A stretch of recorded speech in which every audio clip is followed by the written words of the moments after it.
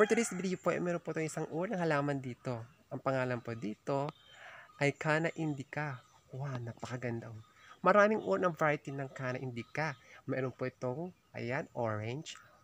Diba, napakaganda. At meron po itong pula at saka dilaw. Napakaganda, oh. Wow. Wala lang siyang amoy, pero napakaganda ng kanyang kulay. Ayan, wow. Tingnan naman. So yun guys, ito po yung variety po ng Canna indica. Oh, ayan. Napakaganda, di ba? Pulang-pula at napakaganda po itong itanim po sa ating bakura. Pwede po pang landscape. Ayan, oh, di ba? Napakaganda. Oh.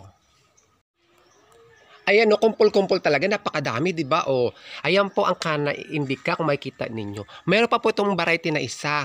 Mayroon pa pong yellow. Pupunta po natin yung yellow na isa na Canna indica. Napakaganda. Mukha po siyang saging-saging, di ba? Oh, kahawig po ito kasi ng saging-saging sa ating bakuran. Pwede po ito pang landscape. Ayan, napakaganda, di ba? Yun guys, nandito po tayo ngayon. Ito po yung yellow.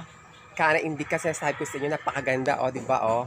Batik-batik po yung kanyang pinaka gitna po ng ating pong bulaklak. Ayan, napakaganda, oh, di ba? Sinasabi ko sa inyo. Ito may iba't ibang uri po ng Canna indica, di ba? Napakaganda, oh. Di ba? Tingnan nyo naman. Beautiful, beautiful. Odorless nga lang. O, di ba? Napakaganda tingnan, oh.